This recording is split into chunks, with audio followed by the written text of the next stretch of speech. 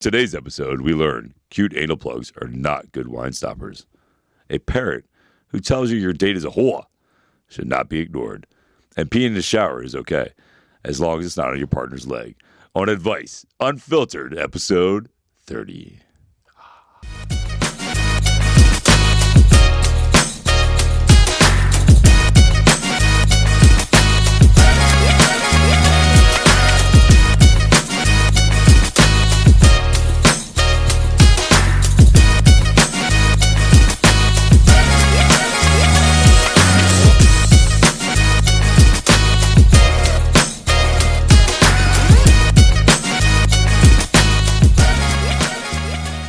What's up, everybody? I want to welcome you to Advice Unfiltered with Chris and Tony, episode 30. Bro, we made it. Woo! 30, bro. 30. All right. Yes, we are here, number 30. I think your 30, I think your birthday and my birthday were the day after the podcast. They're both of us. What do you mean? Like our birthdays was the day right after the podcast episodes. Like my birthday and then the following day was the pod. My birthday was on a Wednesday, so was yours. Yeah. Excited for your day? I'm excited for my birthday? Yeah. Man, it's just another day. Yeah. It's 49. I'll be 49 people, 49 years old. Don't you feel fucking great? Yeah, I honestly feel like I'm in the best shape of my life, to be honest with you. I'm crushing it, right? Like, I'm training. I'm training really hard because I might be on this thing, this like really physical show. Yes. And it's a competition, so I don't know yet, but I'm gonna train for it like I am. And I'm kicking my own ass in the gym every fucking day. And then I'm training for I'm just gonna be like on the side so that he can't be that much better shape than me. Yeah, no, Tony's crushing it too, man. He's killing it at the gym. Like we're both like freaking. Cannot let you get that far ahead of me. There's just no way. Dude, it's funny, man. Like freaking, I love it. Like if people see me working out at the gym, and they see how hard I'm working, and they really get motivated. Like they really get fired up and get fired up with me and bring that energy. It's fun. It's a good time. Of course it is. I mean, it's a good time. All right. So as always, if you're joining us, thank you for joining us behind the scenes. If you are on Instagram, shout out co-host mode. So shout out everybody. If you're on TikTok, obviously you see this man's brilliant happy birthday face. But as always, in the studio, the owner of the shared universe is here. What's going on, Ming? How are you doing today? Good to see you there, sir, as always. Welcome back, guys. Happy 30th. Well, you're really 30 episodes. 30 episodes. Crazy, 30 episodes, a day before my birthday. Yes, and 30. Even though he's not here, we still will always give a shout out to Gen Alpha. Gen Alpha had his first few days of school today, so... shout out to Avery. Yeah, shout out Avery. Buddy, we miss you. Love you. Yes. Good job at school, man. Listen, I talked to Avery. That's an update. I talked to Avery the last 2 days.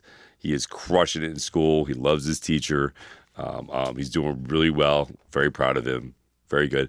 On top of that, since we're talking about kids, my oldest son, Isaiah, started his new job yesterday. Shout out Isaiah. Very proud of you, bro. You go kill it at your work. Yes. Yeah, so that's awesome. So very proud of both my kids. You know, you guys be killing it and doing your thing, and I couldn't be more proud as your father. It's a great start to the birthday. That's great. Kids are killing it. Kids are killing it, man. Yeah. Well, all right. Speaking of children, my child is here. Our moderator, Gen Z. Our freaking media police over here, man. This is our ninja. What's going on, Ninja?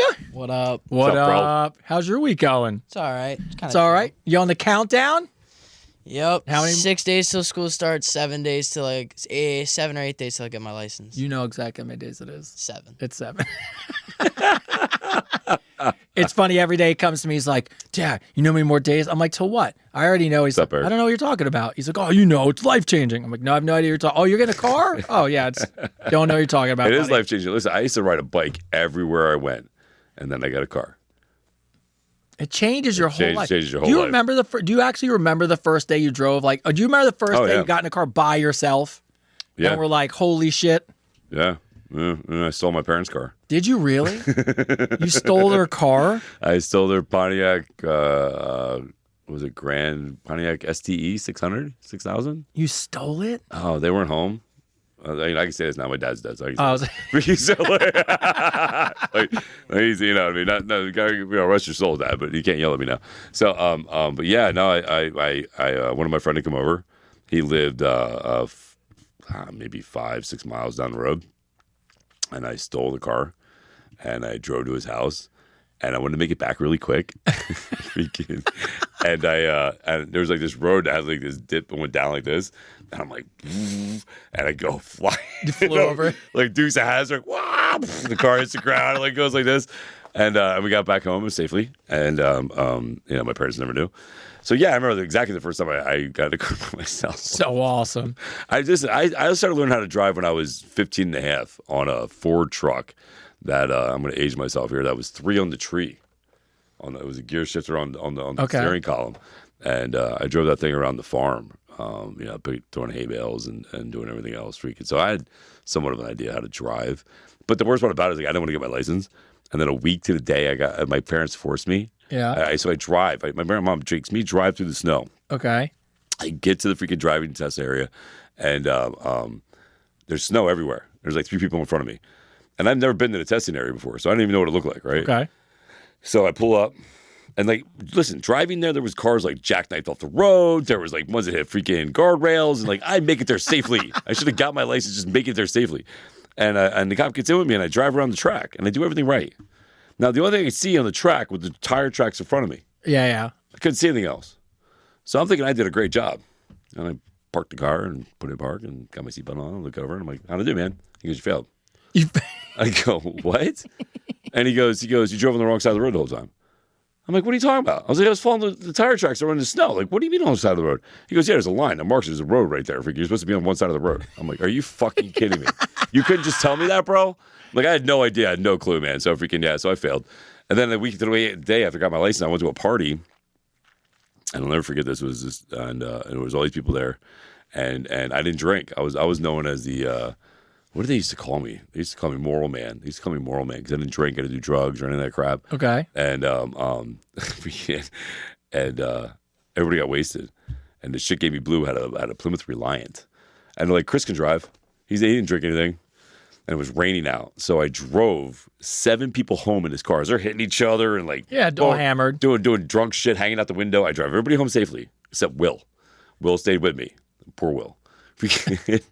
And I go drive around this bend, and this cat runs out in front of me, and I tap the brakes. And Amy didn't tell me that her brakes lock up once in a while. Okay. So the one side locks, and I spin, dude. I spin. Oh, yeah. I hit a stone wall. As I hit the stone wall, I scrape it. Like, I don't just hit it. I go down it like this, right? I'm holding on like this. I see the hood go flying. I see rocks go flying like through the light. And then I hit the side of the beam of a barn. And it bounces me back out, spins me in the road, and hits the back of the barn. Will pops up. What the fuck happened? I'm like, I don't know. We run down the street. I'm literally like 4 blocks from the house. Oh, my God. I run down the street. I throw Amy her keys. And I'm like, yo, your car's up the road. I was like, freaking. And then I go to find out that her dad was like the head of the police department or the fire department. And he was going to try to have me arrested for stealing the car and all this stuff. It turned into a big debacle. It was the only time I ever saw my stepdad stand up for me, though. He actually confronted the guy and put him in his place. Like, he jumped up and he's like, what do you mean you put my kid in jail? Your daughter was drinking underage. He's like, he got everybody home safe and blah, blah, blah, blah. And he's like, you want to make a big deal? We'll make a big deal about this. And it was the only time I saw my stepdad stand up for me like that, man. I was like, yeah, go, buddy, go. Yeah, but yeah, that's my driving story. Yeah. Now, we tell you that because you should not do any of that shit. Nope. Don't do any of that shit, dude. Don't do any of it, man. Listen, don't drive fast. Take your time. Get to know the car. Feel the car. Yes. You know what I mean? If you can feel the road and pay attention to the road with the car, you can actually be one with the car and actually understand where the car is going, and you're fine. You know? Yeah. But it takes time, practice. So, all right. You excited, though? Very excited. Yeah, it's very cool, bro. Congratulations, man. Did you like your school schedule down? No, I have to go in on the first day and change it all up. But it is what it is. All right. So if you're on TikTok and you get out of line, ninja moderator over here. Cha-cha! Yeah, we got a ninja moderator on, boy. That's right. For you scammers that are recording this show, I just want to say you're number 1. Yes. And on that note, I'm not going to do this every week, and we posted a social media post about it today. That was your daily dose of advice. Guys, I don't know how many more times to reiterate this. We don't have to go over it anymore. Watch the video. If you think we're talking to you, chatting with you, dating you, love you, sending you notes, win a prize, asking for money, all those things, fake account. Absolutely. And there's no management group. There's none. There's no backup accounts. I have no backup accounts. This account right here you see me on TikTok, see me now 72 is my only account. Oh yeah, the backup account. All I of love that. There's no one. backup account. There's no freaking all those AI guys. Come on. There is nothing like that. There is nothing. I'm verified on Instagram. Verified for a reason. Yeah. Right. So I will not reach out to you. I will not reach out to you. I'm sorry. I don't look at these social media apps as a dating thing. Yeah. I'm here to inspire. I'm here to have fun. I'm here to give you guys, a good time. Yeah. So, and that's the last we'll bring it up. So please take a little self. You got to put it on yourself a little bit. So, all right. Outside that, as we jump into everything going on, first off, Cameo Superstar still in the top 50. No, I dropped down. Oh, I'm down to like 135. Oh, you're still there's out of the 9,000 people on there. I'm still like at 135. You know what? Really funny. I almost hired somebody. I almost paid a friend to hire you to wish yourself happy birthday. Oh my and God, then that would was have been gonna fucking play hilarious. it, bro. That would have been fucking hilarious. I was gonna have my friends be like, I want you to go on Chris's Cameo and say it's for Chris and give him a big motivational speech and it's for himself. That'd be funny as hell. And outside that, day 23, no carbs, no alcohol, still rocking, baby. I love that. I love that for you. Still rocking, baby. Feel great. All right. Starting off as always, in the news and in shout outs. First off, in the news, do you remember the show The Biggest Loser? Yes. Did you see? I watched the documentary. Did you? Yeah. So Paula H, she writes in as why I thought about it in the news, and I just watched it too. Paula's on here. Oh, Paula. Yeah, at least she's on here. All right, Paula. Well, this is for you. What are your thoughts on the TV show The Biggest Loser? I just heard the documentary is done. It puts trainers in a very negative light. No, it does I not. don't agree with that, but can you tell me your thoughts on that subject? Yes, I can tell you all my thoughts. That's on why that's a good interview that. start. I can tell you all my thoughts on that Biggest Loser thing. I hated the show. I'll be honest with you, from day one, I never liked that show. As a trainer, I thought it was bullshit. I hated the way, what's her name? Jillian yelled at everybody. Oh, yeah, Jillian and Michaels. broke them down. I don't give a fuck who you are, man. I don't give a fuck. You sit there and yell at somebody and break them down like that's not helping them. No. It's not helping them at all, man. Especially when they didn't sign up for that. They didn't sign up to get verbally abused and yelled at. And then on top of that, you got them. You literally were putting them on fat burners, and you were exhausting them to the point where they freaking had like medical issues, man. Like you cannot. I knew from day one there was no way you could healthily lose that weight like that, Never, and work out like that and be healthy. Like you could literally bleed to death if you put your muscles in too much atrophy. Like they were lucky. Now that one girl fell over and almost died. Like she did die. On the beach. On the beach. You know what I mean? Yeah. Like freaking like you're messing with people's lives here. Now, granted, listen, I'm not saying that they're not good trainers on the outside. Granted, what they were doing was for the show. Yes. 100% for the show. They were living a role, right? You have to remember these things are fixed. You know what I mean? They have scripts for them. They have scripts for them. They get paid to yell at them. They get just like on those reality shows. They purposely get those people drunk. My brother was on one. My brother was on one, a real reality show, and every morning they would sit down and review the script. Yeah. For the show and what role would you play. So again, that saying, the role they played, I did not like. Yeah. Them personally as trainers, phenomenal trainers. They're both. Jillian's very good. The guy is very good. They both know what they were doing, but they were getting paid to do something. Which me personally, I will tell you this, and I can honestly say this because I turned down The Bachelor, right? So I'm not all about money. I could have very easily did The Bachelor. I was asked twice to be on the show. I turned it down twice. Because I didn't want to be known as Bachelor. I could have very easily made money and changed my whole life, right? But for me personally, morally, I couldn't do that to somebody. Like I could not break them down, yell at them, and know that I was putting them in health for a paycheck. You know what I mean? Freaking like you know what I mean? Like my job, I take my job as a trainer very seriously. I love what I do to help people, and that's why I do it. Right? I do it to help people. And I know they do too. Like again, I'm not. This is their problem. This is their moral thing. But the basis of the show was wrong. I mean, there was fat shaming going on. They were exploiting obese people to make a profit. Yeah. You know what I mean? It wasn't about their health. It was about making a profit. That's what it was. They were just wanting to make a profit. So literally, I think them sitting there, and they even showed in the documentary, somebody would fall and they would shake the camera on purpose. Like it was like they were shaking the fucking room. You know what I mean? Like I'm sorry. Like here's the thing people don't understand, and this is why I do what I do, and I understand. And I don't judge anybody. Is the only difference between a drug addict and an alcoholic and somebody who's obese is you can see it. Yeah. Right? You Good can call. see it. You know, most people when they're on drugs or doing alcohol, you can't see the fact they're abusing their bodies and they're hurting themselves and they're fighting some kind of trauma. You know what I mean? Like until it's too late in those areas, right? Freaking so and when somebody's obese, when somebody's overweight like that, and they were, you know, these people were like 400 or 500 pounds. Big. You know, when they're like that, there's something mentally, there's a trauma, there's a psychological issue going on that needs to be addressed. And breaking them down and yelling at them and telling them, oh, you're fucking blah, blah, blah. And then that one thing about fucking putting the food in front of them and shit like that. Oh, yeah. Fucking, what a disgrace. You know what I mean? Like, I don't understand. I never watched the show. Swear to God on my kids. I never watched the show because I never liked the premises behind it.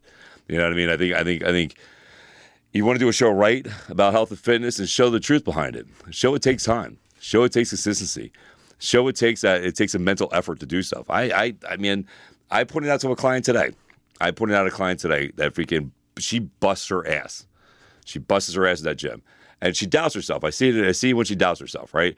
And but I tell her, I'll be like, man, 5 more, and she turns a switch, and she does 5 more. That's it. And she goes, I wouldn't do the 5 more without you. I wouldn't do it unless you told me. Mm-hmm. I was like, but I want you to understand something. You do it.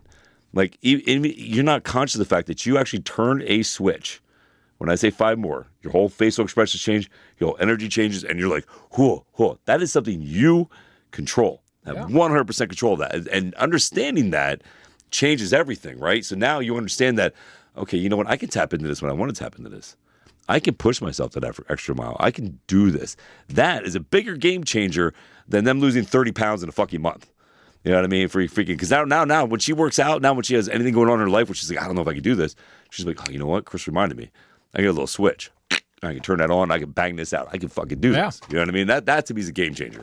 Yeah, when you look at, first off, shout out to Netflix who crushes documentaries. Oh, I love Netflix's documentaries. Netflix, so good. Netflix is so good. Some of my favorite all-time documentaries on Netflix. But what it really does, if you watch a documentary and you set everything else aside from just a purely fitness perspective, it really does reveal the truth of one very, very, very important lesson in fitness. There is no quick fix. There is no quick fix. Every one of those people who lost all that weight gained it all back. All of them gained it back. All of them. Even the top winner guys. Yes, because they didn't do it right. So, a lot of time, and look, a lot of times people don't realize this. When you go into fitness, one of the biggest things he talks about a lot, and I see it in the gym, and we talk about it quite often, is people are like, all right, so I'm going to go and start running 5 miles a day. I'm going to do all this cardio, and they never want to pick up a weight.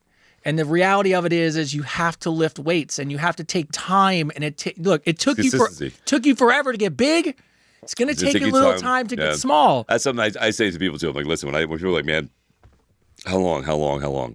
Well, how long did it take you to put the weight on? Okay, well then you have to give yourself the same patience, and the same understanding, the same consistency as you did to put the weight on, right? So you have to be patient with yourself and just understand. Listen, my father always said, no job worth doing isn't worth doing unless it's done right. Right? So if you're going to do it, if you're going to do the weight loss, do it right. Because if you do it right, it stays off. Not only that, but it doesn't shock your system, right? You're not causing any kind of heart problems. You're not kind of causing any kind of, metabolism problems. Like, do it right. Take your time, be consistent, and just do it. Just do it. All right. So we're going on a shout out. So yes, great documentary. Shitty way to do fitness. Yes. Shitty way to do fitness. All right. So, by the way, side note before I leave this subject, what's crazy about the whole thing? How many people watched and loved the show, even though they were fat shaming people? Oh, dude. Well, listen, that was it. Okay, I will say this, though. The time that show was on, it was a different era. You could not get away with that shit right now. Oh, my God, no way. You could not get away with fucking, no doing way. that shit at all. But times were simpler back then. It was. And listen, and here's my thing, too. Listen, I'm all about body positivity, but I'm also about health and realistically health, right? Like, even me, I would love to be 230 pounds of nothing but muscle. I would love that. Be like, bro, I would be huge. I would love to be that big. But I know my organs, my heart, my joints could not maintain that. Yeah, it's tough. I would put a lot of strain on my body. So as much as I'd want to be another freaking, 70 pounds, it's not healthy for me to do that, right? It's not okay it's not healthy for me to do that. So the same thing goes to people that are out of shape, and it's not about the look. It's about the visceral fat, right? Like so most people don't understand is that they see this fat, they see it everywhere, but really what matters is the fat around the organs. Around the organs. It's the visceral fat. That's the problem, right? So if you're big everywhere, it's big here. And if it's big there, then that's the stuff that causes like heart attacks and strokes. For men, it's the widowmaker. You know what I mean? That's the one that the plaque breaks off and you're done. There's no getting you to the hospital. So again, it's more of a health issue for me. If you're gonna work out, if you're gonna do it, if you're gonna be consistency and food. It's consistency and food. Yeah. Just be. You are what you eat and what you do. So just change your habits. All right. Shout out. First off, it's not Katie D. This is Karen D. Shout out. Karen D writes in, I just found your podcast today, which was literally today. That's amazing. You guys make me laugh while giving me positive advice. I wish you and your show long life and prosper. So thank you, Katie. Karen D. I like this one from Holland. We haven't had a Holland person yet. And I know I am going to butcher your name, so I apologize. I'm going to go Miriam. Miriam. Oh, it's definitely Miriam. All right, Holland. there we go. Holland. That's a very good Irish name. Miriam from Holland. Hey, guys, just a short message from a lady living in the south of Holland. I started listening to your podcast today, but as I say, better late than never. Just letting you guys know I love you both, love the show, and you're the only ones keeping me together. Hearing you talk, laugh, and give advice, and loving your audience makes sense. You guys have so much fun. The evening I came across you, I shot you guys an email, which we're reading, so great for you. I found it appropriate for what you're doing. I'm wishing you all the best in the world. Love, Miriam from Holland. And wrapping up our shout-outs, Lisa G. Hey, Chris and Tony, I've been watching and listening and seeing posts on Facebook and loving you both. I am from Saskatoon, Sasquatch. Oh, yeah? Wait. Where's that? Saskatoon, Sasquatch. That's Saskatoon, Sasquatch. Is that how you say it? Saskatoon, Sasquatchin. Saskatoon, Sasquatchin. If it's you know where you're from. So butchered that. Yes, we murdered that. It's probably like in Pennsylvania. Yeah. It's probably in Pennsylvania. And would love to shout. Oh, the reason I did, she said her husband watches and she wants to shout out her husband. Oh, yeah? Hey, so. Well, that's shout out to your husband. Shout out to your husband. Who's your husband? I don't know. She didn't tell. Oh, my God. Come on, Lisa. That's a terrible shout out, Lisa. Lisa, how would we know? She's like, shout out my husband, but say my name. Yeah, right. It's all about my husband. It's all about my Lisa. We giggle. Let's go on. We love to giggle and jaw drop at some of the questions that you guys come in. I have no question. I'm just saying I'm a huge fan. I love you guys. And big shout out to the young men who joined you throughout the summer. So shout out Avery and Tyler. Yeah, shout out to the boys. Yeah, that's what I'm talking about. All right, it's time to It's in Canada. I knew it was in Canada. It's in Canada? I knew that. Saskatchewan's in Canada. That's a Saskatchewan. Oh, yeah, there we are. Saskatchewan, Canada. I wish Nara, you could tell us how to say it, so I apologize, but you know who you are. Yes. All right, here we go. So You know what that's all about, eh? Yeah. Eh? All right, let's start off the show. Let's see where we're going to go today. By the way, following up on the 42,000 people that joined us live, the amount of questions now, and by the way, the quality of questions is unbelievable, but the questions, I mean, it's just amazing. It's really amazing. So first of all, just to give everyone a shout out, some of you just write in to tell us thank you. Well, I appreciate it. You know, I read all the questions. It takes me forever, but we can't get to everything. And I know people like write in like, yeah, I asked a question a couple weeks ago. I'm like, hey, we're trying. Yeah, but we get thousands upon thousands of questions. But hopefully when this thing goes big, yeah, we'll get to. But see, here's the thing. Keep this in mind because this is my big picture, right? Is the big picture is that we get so big, we take this on the road and we do an audience question Q&A. Oh, I can't wait. You know what I mean? That we get to sit there right there face to face and be like, hey, yes. you, what do you want to say? Yeah, come see all you guys. Yeah, if we can come see you guys. I mean, that's really the big goal, man. I want to take this thing on the road. Yes. I want to go freaking meet everybody and be like, hey, how you doing? And freaking do this whole thing live. Yeah, by the way, shout out to the people that stop me and Chris that we run into, and they're like, do I know you? I told you about the girl cutting my hair. By the way, I know she's watching with her fiance.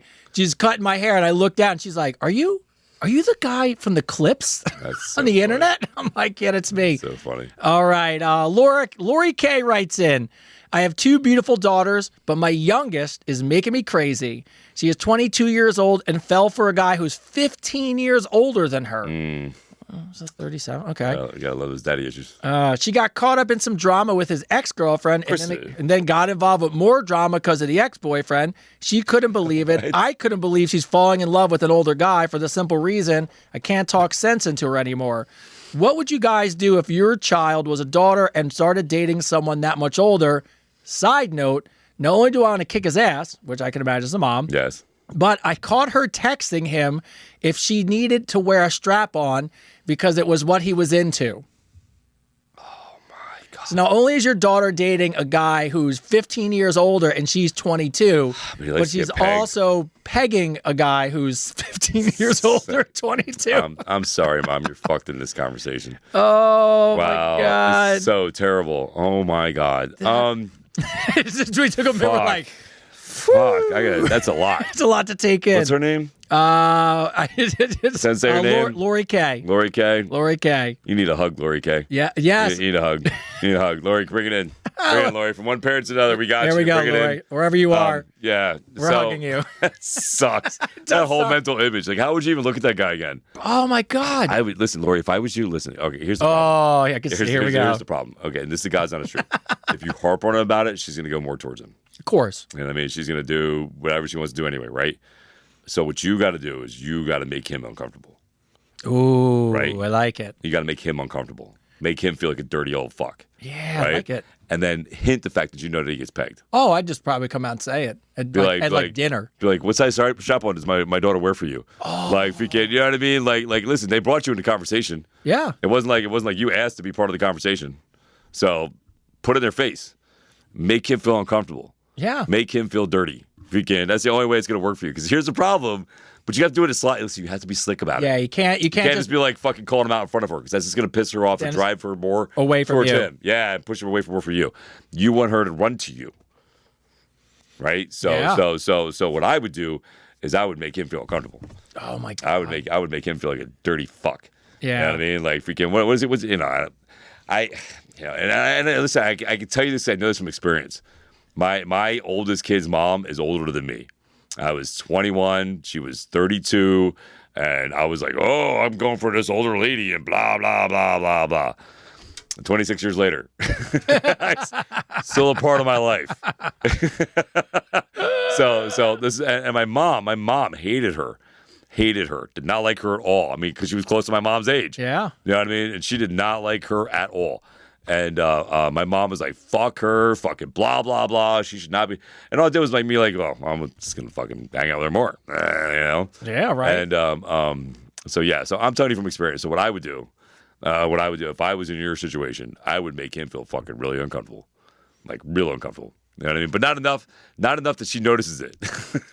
you can't be like blatant about it. Can't be blatant about it. Be like, what's up, cocksucker? You know what I mean? Like, you can't be blatant about it. You have to be freaking, freaking. But yeah, I don't know. Maybe he's a nice guy. I don't know. You can play devil's advocate, like say maybe he's a good guy, right? Maybe he's just weird. It's so hard when you're. I mean, first of all, when you're 35, should you be going back to 22? No. I'm not saying it's. I'm not. Look, It's a novelty, is what it is. I can't say. Well, here's the funny thing. I think somewhere in between, right before 30, somewhere in the 30s, I was divorced. So I definitely went on a dating spree of people who were, 22, 25, 20, didn't matter. Yeah. But yeah, I mean, it'd be so hard as a parent. Yeah. Where's her dad? Does she have a dad? Yeah, where's Pops? Where's Pops? Pops? I'd be pissed off. Pops just show up wearing a strap on. Oh, bro, that would be so good. What if Mom wore a strap on to a family dinner with Pops? Right? But Just wanna hang out. everyone wears one, right? Everyone wears one, right? That's what we're doing. What if for his birthday That's what we're doing. you bought him a strap on? Because For Christmas, have him open fucking in front of everybody. Bro, yes. No, I know it's a shitty situation. Okay. All right. So devil's advocate. All right. Maybe he's a good guy. He won't knock her up, right? Because he's Ooh, look at you. right. So he won't knock her up. And maybe it's just a fantasy. Maybe it's just she's to get out of her fucking system. And because here's the thing, it's not gonna work. Yeah, I mean, it's just not. I mean, unless he's really fucking rich, I don't really remember any young girl staying with a guy who's that much older than her and be like, oh, this is great. Yeah. Good luck with it. Yeah. Good luck, Lori. Lori. Let us know how it works out. We sent you 2 hugs. Yeah, I sent you 2 hugs and some crazy advice. All right. Jeanette F. I was widowed a little more than 2 years ago. I've not dated since. I have the opportunity to date a casual friend. My question is how to approach the subject of being friends with benefits in the future. Is it too selfish of me to consider posing such a proposition? Obviously, I miss some sexual intimacy that I lost with my husband, but, I also kind of want some companionship. Thank you for considering my question, Jeanette. Well, Jeanette, I'll be honest with you. If you want to do something the right way and you were building a real relationship, I don't think there's anything wrong with becoming friends and then building a relationship and then building that into intimacy. I mean, look, let's be honest. The world it is now, people jump into sex too quick and then they work backwards and try to build a foundation. I don't think that's anything that you actually have to discuss. I think it's just the normal take of a good relationship, right? I mean, that's what I would think. And if he's a good guy, I don't see why you would rush into it anyways. I mean, it is what it is. Oh, did you get blocked? Yeah, I got kicked off again. How do you get kicked? It drives us crazy here. Bullying. I was bullying. I don't know. I don't know what I said. I don't know what I could have said that would have bullied anybody. It was probably because we were talking about buying someone a strap. Oh, what do you got? The moderator. I think it was because you were about talking about like the fat people, even though like you were just. Oh, because we talked about the Biggest Loser. Yeah, I think that's TikTok what it is was. unbelievable, man. Oh God, TikTok. So. What are you gonna do? What are you going to do? All right. Oh well, TikTok. Welcome to Respectful Expressions, violation, reason, harassment, and bullying. Oh God, TikTok drives us crazy. Oh well, they can go to Instagram. Yeah. We'll put a post. Can you? We'll do something a little different. Hold on. Oh, we got a I'm little gonna do something different. I'm going to do something a little different. Oh, I like it. What are we? I'm doing? going to go to Facebook Live. Go Facebook Live. We'll go Facebook Live. See if we can get kicked off of there too. Actually, we're not kicked off Instagram, so Right? there you go. How do I turn the camera around? You're asking. Oh, nope. No, the camera right there with the little swirly in the middle. Oh, There you yeah. go. There you go. Boom. I've never gone live on Facebook before. All right. One day we'll go live on YouTube too. We'll make it all good. Yeah. All right. So we're back on that. So just to repeat the question for you. Yeah, so the question? Jeanette, I was widowed more than 2 years ago. I've not dated since. I have the opportunity to casually date a friend. My question is, how do I approach the subject of being friends with benefits in the future? So just wants to put sex off for a minute. Yeah, I mean, you can do that. Yeah. You can definitely do that. If you can, there's nothing. Listen, in this day and age, it's pretty easy to find. Yeah, I was going to say, it was like, as much as you wouldn't think so, it definitely, that's the right way to do a relationship anyways. Yeah. So, Julianne M. Oh, so this is an interesting one. I don't think we ever got this one. So here's the situation. My friend Sydney and I went over to a friend's house because she, key word there, was super insistent. Once we got there, she basically kept pushing drinks on us until we were all drunk. And the night ended up with a threesome that we didn't really participate in, but we did because we're straight, but it was awkward. So there was 3 women. The kicker, this is where I'm kind of faded on this question. We didn't even know what happened until someone told us later because the girl went around telling all our friends and family that we all had a threesome to get us in trouble. How do we handle this without blowing it up into unnecessary drama? I don't know how you have a threesome and forget, but then write us a question that you had a threesome. It's so confusing. It's so confusing. So wait a minute. He wants to forget that he had a threesome? So 2 girls Yes. went to another girl's house. Yes. That girl got them drunk and Took advantage of 'em. and got to hook up with all of them, but somehow they don't remember. But they remember they had a threesome. You don't remember. How do you not remember but remember? Sounds like to me like she roofied you. Ooh, Yeah. So it sounds like to me, it sounds like you got roofied. that could be. Yeah, I mean, if you don't remember, but fuck, something happened. It sounds like you got roofied. How much did you have to drink? Well, Yeah. yeah, that's Like, what were you drinking? yeah, right. Yeah. Well, the fact that I've never had a girl try to take advantage of 2 other women before. It's the first for the show. Yeah, I mean, I wouldn't put it past her. I mean, I don't put look, we're on the show. I don't put anything past anybody anymore. So, well, look, it's 2-on-1, so you can just deny. Yeah. I mean, Like realistically. I used to have a shirt when I bartended that said, if I don't remember, it never happened. Ooh, look at that advice. Mm-hmm. Yeah, so if you don't remember, it never happened. How can it happen if you don't even know it happened? Exactly. Nope. Like, it's like, look like this, right? Like, you know what dirt tastes like. Like, if you think about it, you know what dirt tastes like. But do you remember eating dirt? Nope. Yeah. Don't remember eating it. but you probably did. So I would just go with that analogy. I like it. And that's where we'll leave it today. And that's what we'll leave it today. Do you remember tasting fish? How do I know I didn't have a lesbian threesome? Have you ever had dirt before? Have you ever had dirt before? Do you know what dirt tastes like? That is right. Yeah. All right. Dana from Nashville. What is the best way to track your fitness goals? Do you guys find that your clients or yourself use apps, trackers? Do you think keeping track is important? Yeah, to a point. You know, it's good to keep track if you have a goal. Right. So I tell people all the time, it doesn't, because here's the thing about weight loss or any of that stuff, man. Your body's going to fluctuate up and down. Like, example, like I checked myself 2 weeks ago and I went from like 96% muscle, 96.4% muscle to 98. You know, if we can, so like we have a certain goal that I'm shooting for, you know what I mean? So it's good to keep a record of that. But like, you know, your body's going to change all the time. I think it's good to have like a goal and just kind of check yourself every once in a while to make sure you're striving towards that goal. You know, I think if you weigh yourself too much, you know, it stresses you out, which causes your cortisol levels to shoot up, which, you know, causes you to store fat and get tired and all that good stuff. So I think you need to have fun.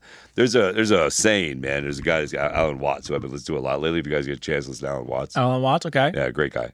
Great philosopher. But he talks about, you know, the idea of the quick fix. You know, there's no such thing. You know, you have to do the work. And instead of looking at like work, look at everything like fun. Like, here's the problem is that, you know, you're born into this world where you think that, you know, you have to live up to a certain goal, certain expectation. If you want to go to heaven, you have to do this. If you want to be good in school, you have to do this. If you want to succeed, you have to do this. All this expectations of trying to be better instead of just being. And the key is to be in the being, right? To be in the now and try to just make work fun, make it fun, like make the exercise fun, make the dieting fun, make it playtime. It's playtime. You're playing as an adult. Make it something playtime. Well, everything's perspective, right? Yeah. What do they say? That you wake up and you either say, I have to do it or I get to do it. And, you know, it's funny. I was listening to, I was doing the bike today and I was listening to one of those YouTube motivational compilations, just like 2 hours. And it's just like, get you out. They're awesome. I love those. And, you know, look, and it's part of it is it's really difficult to buy into the hype. I love when people chime in here. 98% mass isn't even possible. Yes, it is. Yes, it is 100%. I have 98.7% muscle.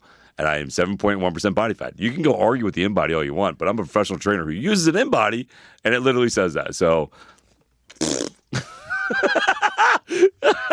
was my scientific method there. Like, people don't know what you're talking about, you know? So, no, but you know what? It's true. It's hard to start because you try to buy into. It's like saying all those cool expressions, like we always say today's the present. The past is like, you know what I mean? One of those like the future is a gift and present's a gift or whatever, right? Yes, yeah. So my point is it really true though, when you do change your mentality and start to have positive thoughts and think about what you get to do?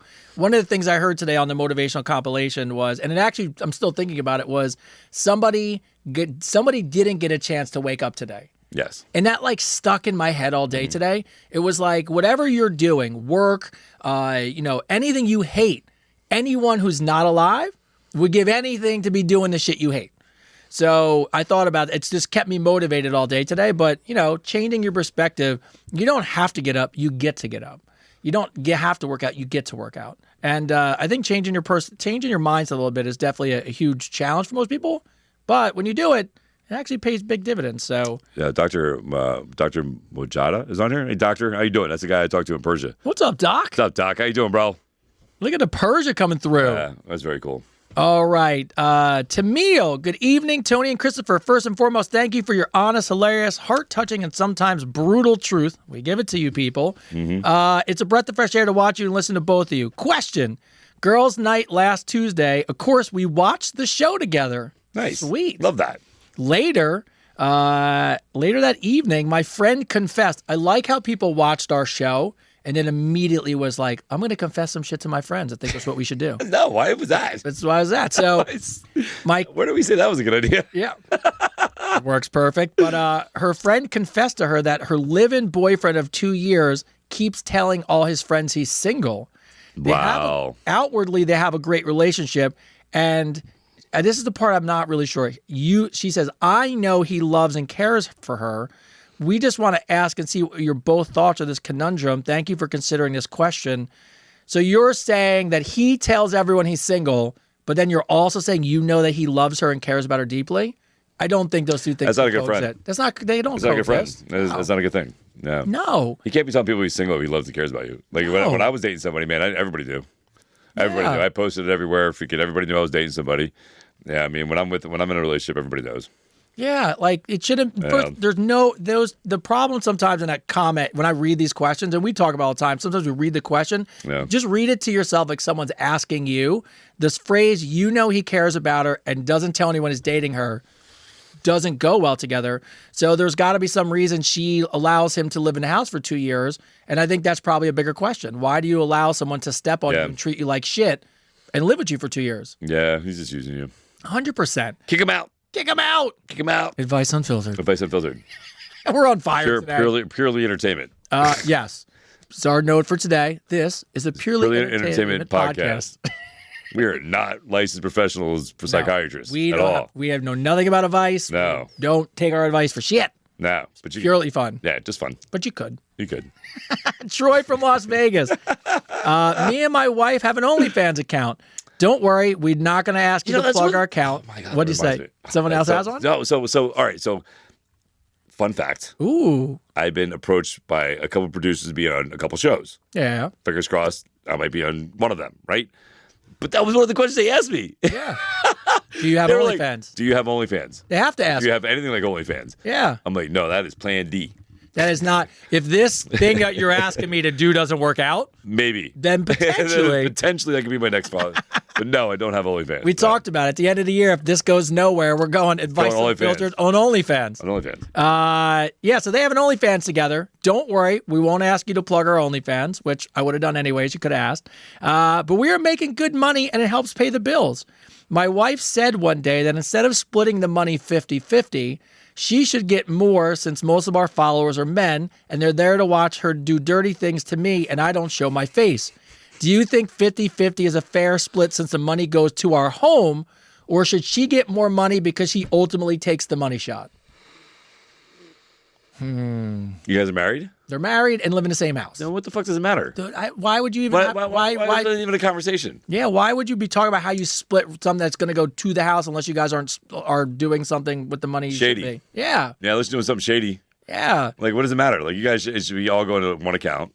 That's the case. Should be going to one account. It should be one account that you both have access to. Pay all the bills out of it. Pay all the bills out of it and everything else. Like, freaking, I don't know why there should be an issue unless, like, that shouldn't even be just. Listen, now, again, I am a firm believer that everybody should have their own bank account in a relationship, right? But if you're doing something together, like OnlyFans, then, then you're both working. It's your business together, then yes, it should go to one bank account. But I still think, like, if you have another job, you should have your bank account and she should have her bank account. I think having joint bank accounts all the time can get a little sketchy, cause little issues, I see. See, I'm married, and I would tell you that I'm in the minority. Every time someone asks me, I think having separate bank accounts is the fucking disaster. Really? Yeah, so it is. Really? It's 100% disaster. I would tell you, because here's why. I understand the concept of why people are saying, look, there's things that we came into our marriage with, which are like, I'm like, that's hers. It's fine. Like, I get it. And but the reality of it is you get to a point in your marriage where you're standing at, and this is true, you're standing at the grocery line and you're both looking at each other trying to figure out who's paying for groceries. Or why did you, but why didn't you put money in my account? Why? At some point when you look, I'm not saying right away, and I'm saying it takes time. But the best thing that ever happened, and by the way, it takes trust and takes time. But the best thing that happened is what's yours is mine, what mine is yours, and this is the hill we're going down. Now, I'm not saying in my first marriage that shit would have worked out because the person I was with. In my first marriage, you know what it was? What's yours is mine, what's mine is mine. Bro, that's what she used to tell me all the time. Bro, the first one I was in, my ex's father called the bank and pretended he was me. Gave my social security number, cleaned my bank out, everything. Wow. So it didn't matter where my money was, bro. Didn't Wow. matter. Yes, he did. Yeah. Pretending he was me. I called. I said, "Where'd everything go?" They're like, The one girl goes, he better watch it. She can replace it with a mechanical freaking. whatever. I called the bank. They're like, "Mr. Rodriguez, you called already. You took everything out, and moved it." Wow. Motherfuckers. Wow, dude. I would have fucking put him in jail. Yeah, it's a long time ago. Look at Tyler. He's like, what? He's not even paying attention. No, he's not. Victoria. Oh, that's an interesting one. My husband tends to call me bro during sex. I don't want to bring it up to him, but is this a sign he's gay? He calls her bro during sex. Wow. That's a weird one. That's weird. Victoria, that's a strange one. That's weird. I don't know why he would call you bro during sex. Yeah, that's really kind of odd. That's not a straight thing. By the way, I don't care if he's gay. I don't doesn't matter. No, I don't know. He might just be. Maybe he's a surfer and drank too much salt water. Bro. Bro, what's up, bro? No, maybe he has a very limited vocabulary. Come on, would you ever? I'm playing devil's advocate here. There's no devil's advocate in this one. Maybe it's his favorite word. maybe he likes saying bro because he forgot your name. Oh my God. I can't, Victoria, like at the minimum, and you said husband, so you should bring it up. Like it's a very. Wait, it's her husband? It's her husband. It's her husband. So he didn't just start saying bro, did he? He must have been doing it for a while. Like he must have been doing it for a minute. So why is it an issue now? I think at some point you're So like, confused. why am I bro? Why am I bro all of a sudden? That's so fucking weird. That's a real weird one. I'm not saying he is, but I'm also saying it's worth a conversation. That's a weird word to choose. He's not asking to get pegged. That's all I'm saying. Like the girl freaking Could be the other one. Could be the top or could be the top instead of the bottom. I don't know. I'm just saying. Like, I don't know. It's weird. I would ask him. I would be like, yo, why you call me bro? Why you call me bro? Like, bro, why you call me bro? Like, I'm sorry. Like, I think if you're calling somebody you're with, especially somebody you're married, bro, it's kind of impersonal. Like, it's not very affectionate.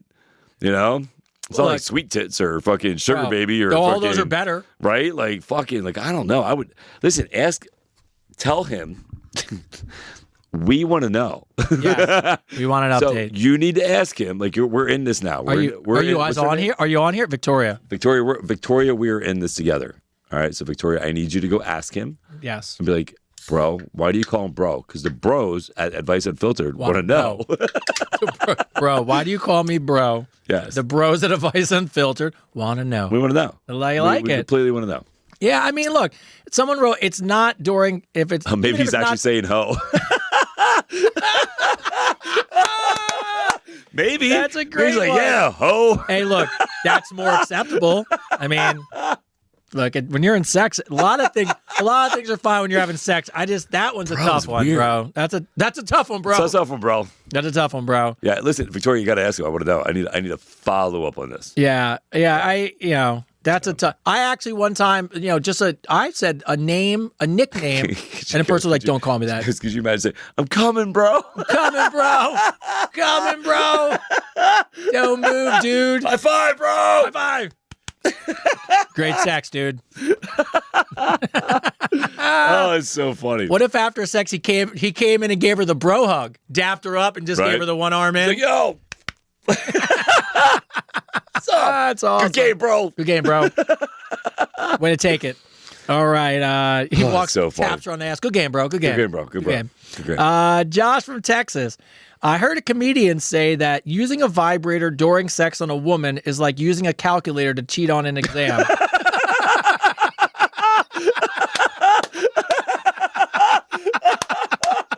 That's good. I love that. It's so good. It's a good one. Should it bother me that we have to use it sometimes to help her finish? I love seeing her finish, but deep down, I think I'm failing her. That's a tough one.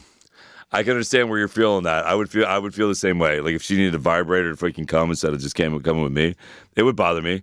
You know, especially it would get old after a while, right? Like freaking, it would definitely get old after a while. Because it's like, am I actually doing anything for her? She's just letting me get off and get my nut off, and then she's using the vibrator. Here's the issue, and I'm going to tell you this, and honestly, women, you can tell me if I'm wrong. Oh, yeah. She's been using the vibrator so long, that's why she can only get off with the vibrator. So the only way that she's not going to get off with the vibrator and get off with you is she needs to stop completely having sex, completely, for like a month, and let her feeling and everything build up.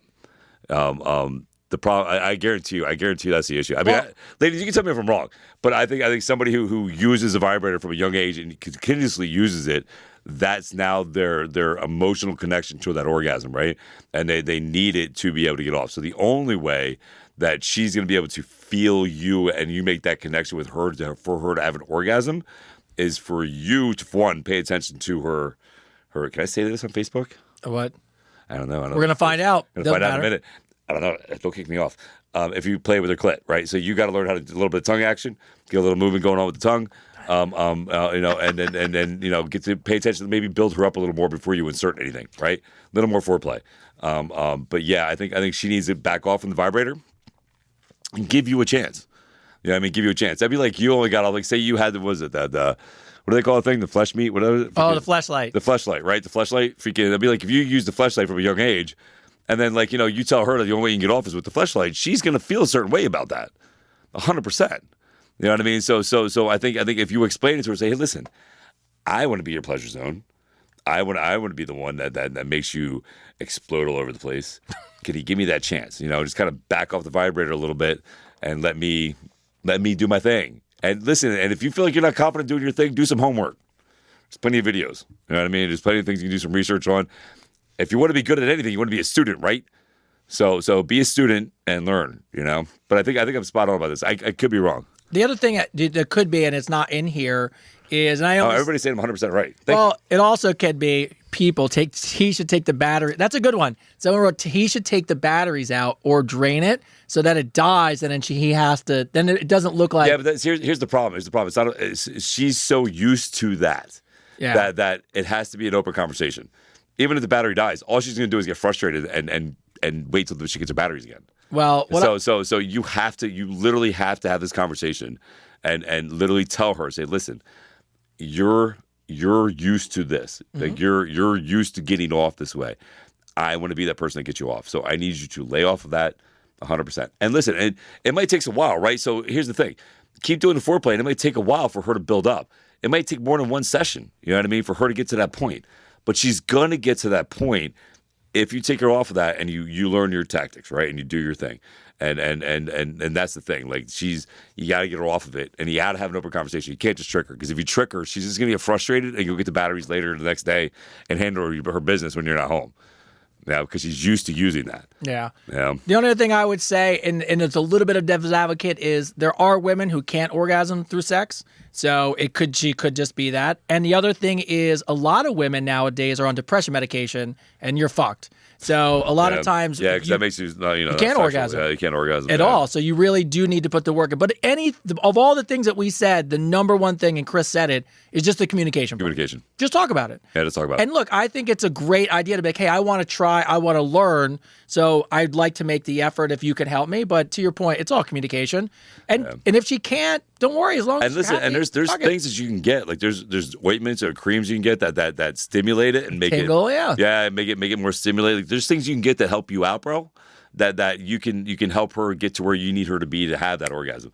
And here's the thing: if you there's things you can do with your fingers while you're down there. Freaking, you hit that little button down there that's underneath. Freaking, if you know anything, you can make it squirt.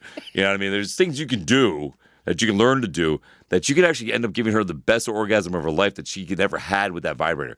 And once you do that, man, you flip the switch. Now you're the magic man. You know what I mean? Now you're the magic wand. You're the guy. Freaking, so there's things you can do with your hands, there's things you can do with your mouth. Learn these techniques, and I guarantee you, man, the little button thing works all the time too. Yeah.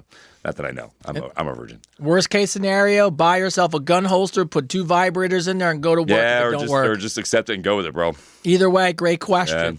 Boom! That'd be great, bro. That'd be awesome. All right, Vinny from Maine. My girlfriend constantly will bring up her ex's sex skills in some sort of weird motivational encouragement for me for some reason. Mm-hmm. So, we're a kinky couple. We've experimented with all kinds of play in the bedroom. We have a great relationship. We've been swingers. We've invited other people in the bedroom. Completely open relationship, and we role play a lot. So, I decided to learn what his technique was. One night, I decided to step the ante up, and I blindfolded her and handcuffed her. While she was blindfolded to the chair and handcuffed, I paid her ex to come join us and didn't tell her. I watched him go down on her in the living room, and when she finished, he got up and dressed and left, and she still doesn't know he was there. I watched him. I didn't see him do anything I couldn't do. Was this a bad idea? That's what he fucking wrote from. He blindfolded her, handcuffed her, paid the ex to come, watched him go down on her to see if he could learn something, and the guy left, and she doesn't know. Oh my fucking God. That is bananas, bro. Oh my fucking God. It's bananas. I don't even know what to say. What? Of all the advice Wow. you give on the show, Is there a question? he just said, was this a bad idea? I haven't told her. I don't even know. Oh my Look, God. in the context, So let me make sure everybody understands. So she said that her ex is better going down on her. he said my girlfriend's constantly bringing up her ex's sex skills in some way to motivate me or encourage me for some reason. That's No, what he wrote. that's fucking bullshit. It's probably bullshit. It's probably bullshit. It's probably fucking bullshit. She was probably banging him anyway behind your back. He paid him to come over.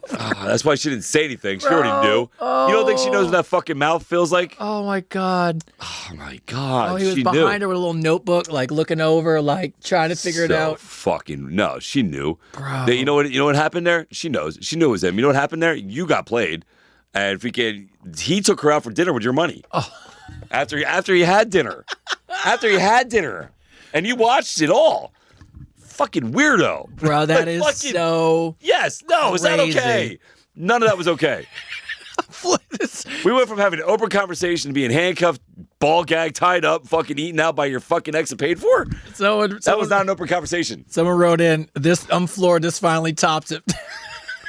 Fucking This is one of the best. what the fuck? Oh my God. That has to go down as like one of the top 10. That's definitely one of the tops, yeah, Vinny, from that's Maine. fucking crazy. Yeah, she knew. I agree. Everybody's saying the same thing. She fucking knew.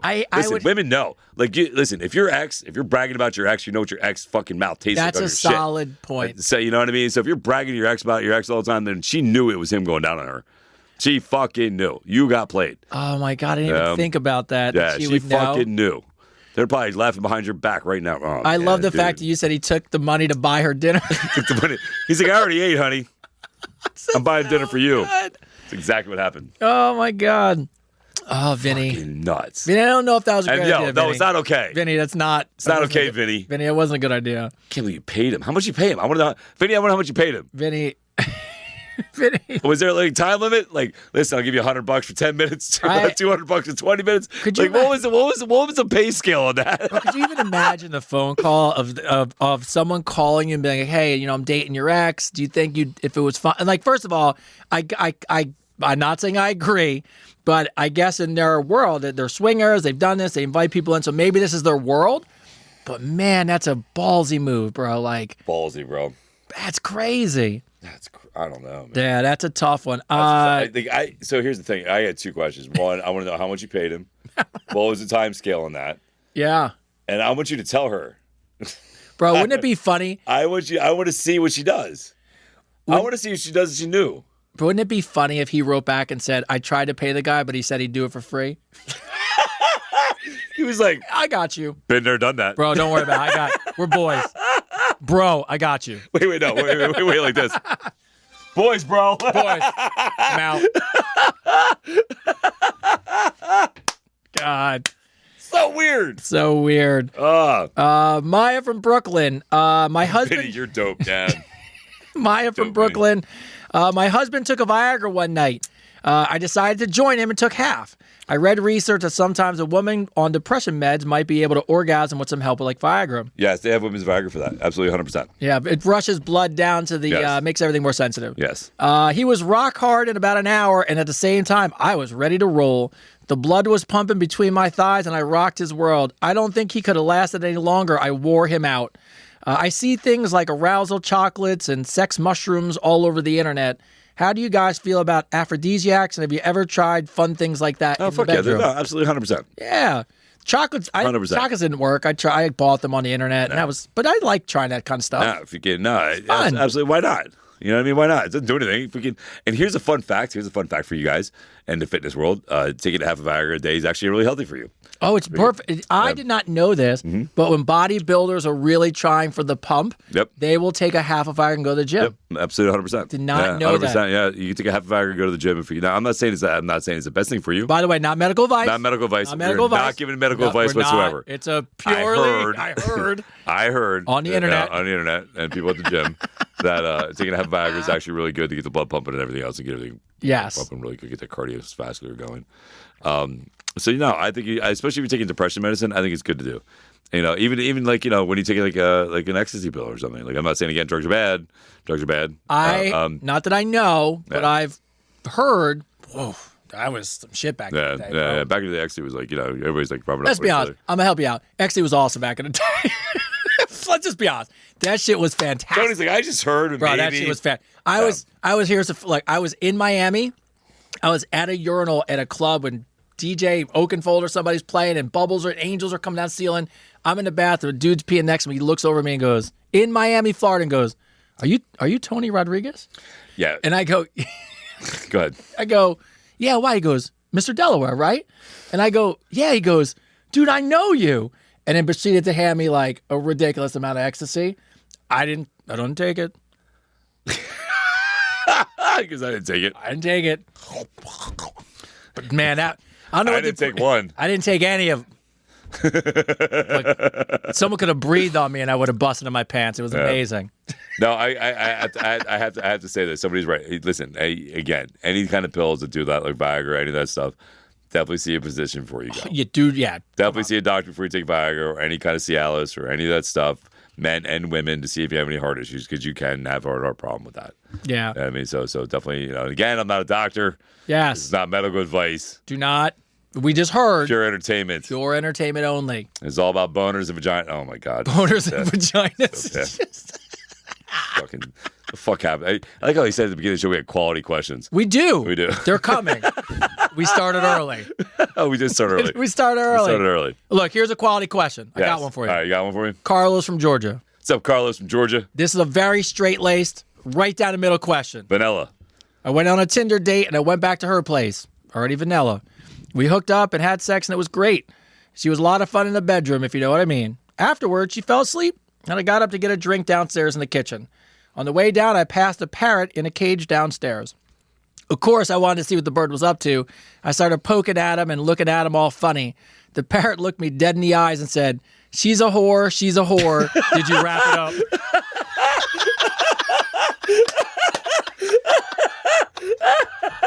Oh, my God. It wasn't a parrot, it was a stool pigeon. He said, she's a whore, she's a whore. So the parrot said that? The parrot said, she's a whore, she's a whore. Did you wrap it up? Did you wrap it up? And then proceeded to say,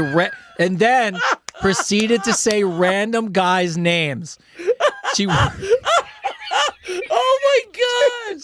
Oh my God! She wants to see me again soon, but I'm not sure about the parrot. Oh my God! Here's the good news. What's his name? Carlos from Georgia. The parrot now knows your name. Oh my God! He probably the parrot knows your name now. You're on that list. Oh, he's like God. Juan, Julio.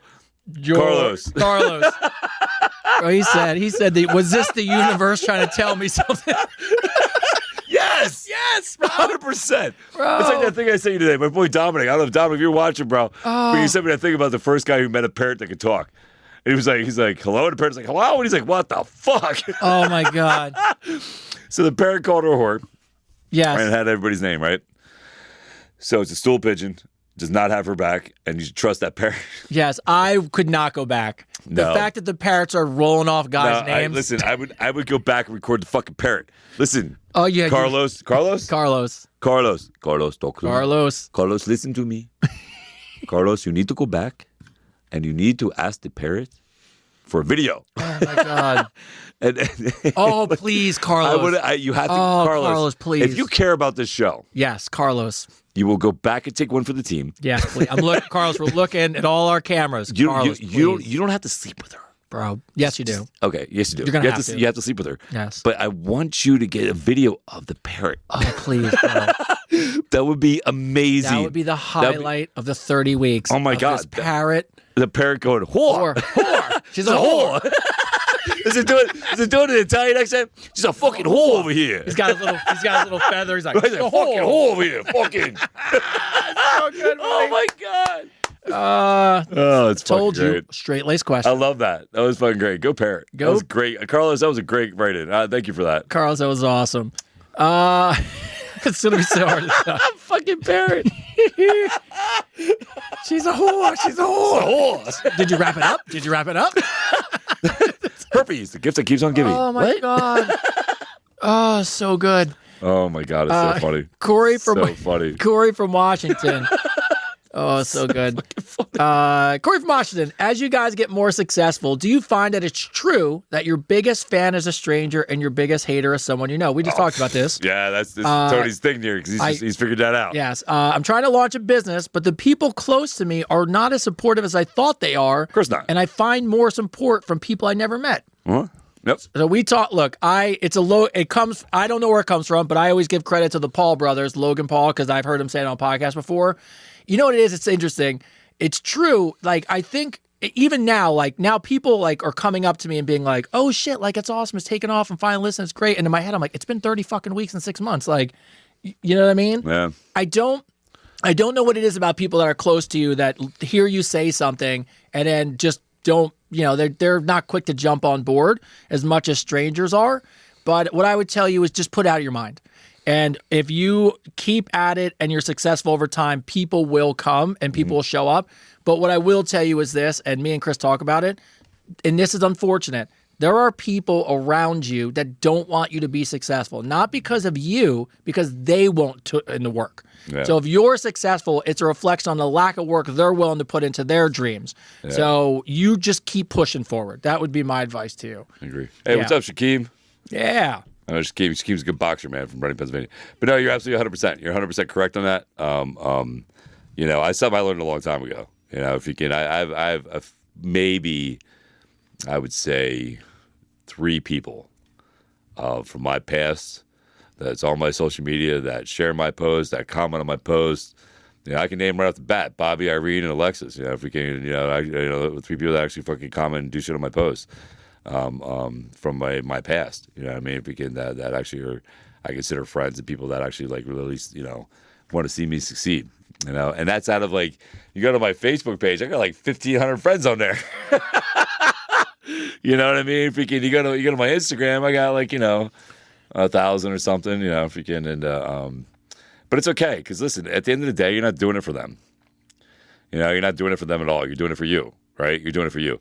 And if your light shines bright enough, they'll have no choice but to look. That's it. Freaking, and let them look. Let them watch. Let them watch you succeed. And if they're talking about you, let them talk about you where they belong to be at, behind you. You know what I mean? That's it. Yeah, my goal, and I know Tony's on that path now too, is like, we're gonna get so big, you have no choice but to see us. Yeah. Yeah. And look, and it's true. Like the thing that will drive, one day people will say it to me and him, and I know it's coming. And I thought about this the other day. I didn't say anything to you about it, but it's like, this is coming. I know it's like you would think this. We work our asses off. I mean, even like the gym or things that are coming up or how much, like someone asked me the other day, like, oh, you do this podcasting on Tuesdays? I go, no. Do this every day, 7 days a week. Like this Advertise is what it every day. Yeah, it's what we do. Yeah. But somebody's going to say this, and the time it happens, I'm just going to smile when they go, oh, you guys are lucky. Oh, yeah. I get it now. And you're like, lucky? I literally have had people like I've had like, people at the gym, like, my good friend Kenny, trainer there at the gym, he'll come up and be like, yeah, dude, people are like, man, are you buying your followers? Like, what is it? What's this guy doing that he's getting? And Kenny will tell him. He posts every fucking day. For years. Not a couple weeks. No, I posted for years, man. I've been posting on Facebook and Instagram and then TikTok the last 3, but 6 years. Bro, you shared a post the other day of you in the car, and it had to be years ago, and you were talking to people about something motivating, and it just shows you how long, it shows you how much work you've been putting on when there was a little follower. Yeah, no. You know what I mean? And that's the grind that people go, oh, you're lucky. And you're like, Oh, man. lucky? No, dude, I had like, I don't know, 40,000 followers on Facebook and like 3,000 followers on Instagram. I only had 3,498 followers on Instagram 6 months ago. 6 months ago, right? Freaking 6 months ago. And I posted on Instagram as much as I posted on Facebook, as much as I posted on TikTok. My TikTok blew up before anything else did. And, you know, and again, I didn't start this journey, and I definitely didn't start posting stuff to be famous. I didn't do that. I don't need validation. I don't need people telling me how good I am. I don't need any of that stuff. I literally started posting on stuff to, especially on Facebook, for memories. Like I did it for memories, and like my motivational stuff, I did it. I'm going to be honest with you. I did it for me. I did it all for me. Like I did the post for my kids about me. I did the Team David 72 for my kids and me. I posted motivational stuff of me talking to the camera, directly to the camera, to remind me to be better than what I am. Nobody watched it more than I did. If you would have asked me 9 years ago that there would be over 98 million people around the world just on TikTok alone, and then 25 million people on Instagram, and 15 million people on Facebook that would know who the hell Chris David is, I would have told you you're nuts. That was never my projection. My projection was to help me and then help anybody who wanted to listen. Like anybody that wanted to listen, man, and felt like they could relate to me and relate to what I was saying, because I'm honest and I'm authentic and I'm real. Like I'm not bullshitting about anything I tell you. And everything I tell you, I do it because I've done it.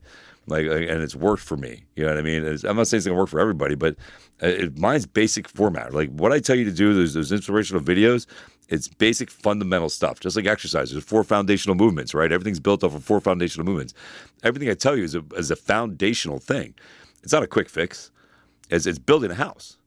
You know what I mean? So for the last 6 years, I've been building a house. Is what I've been doing. I've been building a house for everybody that I care about to come with me and go on this journey. Did I think it would blow up like this? No. Again, I didn't do it for fame. I did it to help people and to make my life better and anybody else that wanted to pay attention. So it's fucking amazing, though. It's fucking cool as shit. Yeah, it's awesome. It's fucking cool as shit. Fucking right it is. Evan from Philly. So much of life is goals. Can goals sometimes just be happiness or even peace, or do goals always have to push us to bring us some kind of balance? So here's the thing, right? So this is something we're taught from a young age, and this is something that I was trying to refer to earlier, is that we're taught we have to achieve something to find happiness. You have to achieve, a certain skill, a certain job. You have to be a certain way, achieve to be a certain person to get into heaven, to get the perfect job, to have the family. You have to achieve. You have to do something, right? You don't have to do anything. You don't have to do anything. You don't have to do anything at all. You don't have to achieve something. You don't have to achieve happiness. Happiness is you. You are happiness. You are love. You are anything you desire to be. You don't have to achieve something to have that.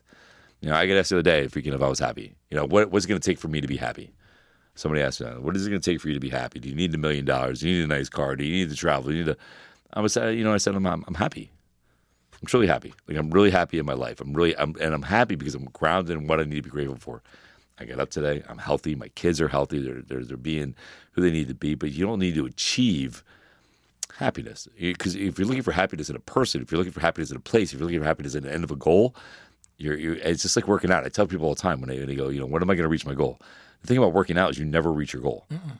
It's a continuous process, man. Because once you work out and you get in shape, you realize you have to keep working out to maintain that shape. So it's never really just a goal. Happiness isn't a goal. Happiness is a choice of being now. To be in the moment now. You know what I mean? So you can't sit there and go, when I get this job, when I make this income, when I go here, I'm going to finally achieve the happiness that I've wanted to feel in my life. No, you can achieve it now. You can achieve it right now by making the choice just to be happy and be grateful for where you are. You are love. You are happiness. You just have to want to be it. You have to want to be that person. You know what I mean? And want to be that. Not waste your time on this planet feeling like you need to achieve something. You can just be, and you can be happy. Sophia G writes in. Now, I bring this question up because I feel some sort of way about this trainer person, which, you'll understand in a second. All right. Sophie G was diagnosed with early onset Parkinson's. She's 58. Okay. She's been searching for workout programs that are beneficial for Parkinson's, and there's a lot of conflicting information online. She feels a little lost. So she joined a gym, and they have personal trainers. They're much younger, and where she goes are in their 20s. So they're not really equipped to deal with somebody with what she's going through. But one of the things she said was, what they told her was, you really just want to, what her doctors told her was, try to do things where you have movement, you can maintain balance, all that good stuff. So what she did, she signed up for a Zumba class. And the trainer completely ignored her, then came up to her and suggested she shouldn't be in the class at all.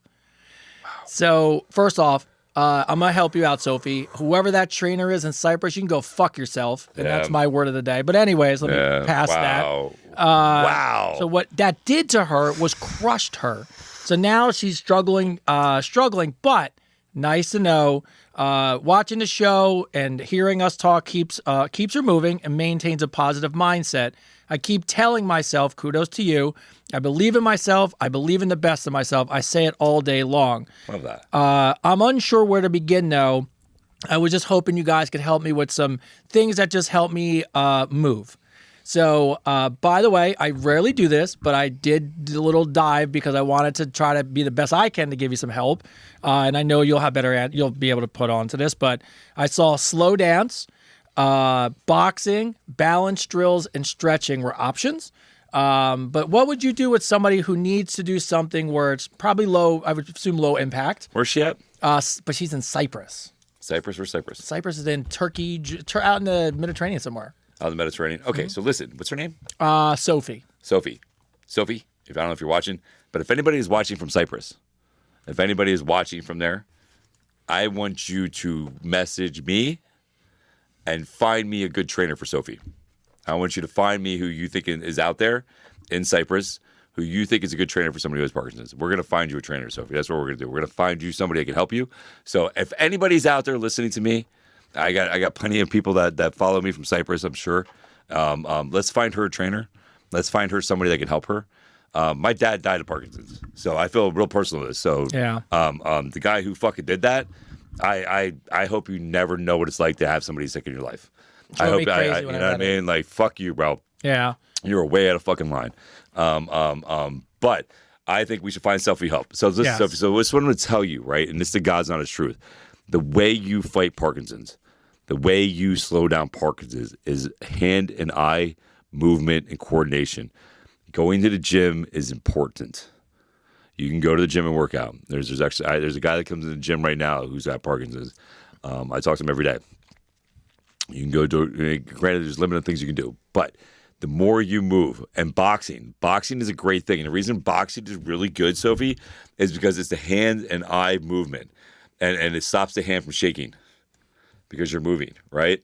It's one of the key things. They get neural damage, right? And their hands won't stop shaking. Yeah, I right? see a couple of people wrote boxing. Yeah, boxing's a phenomenal thing. There was actually there was a documentary on HBO about a boxer, trained a lot of professional boxers. The guy was a trainer for boxers, had Parkinson's, and he's one of the few people I know that when I watched this documentary, he was able to keep walking and avoided a wheelchair for a lot longer than anybody thought he was going to be able to, right? Reading is another thing, like keeping your mind active. I know the biggest thing about Parkinson's is it makes you tired. It makes you tired and it makes your muscles ache, right? It hurts. But I'm telling you, man, listen, fight this.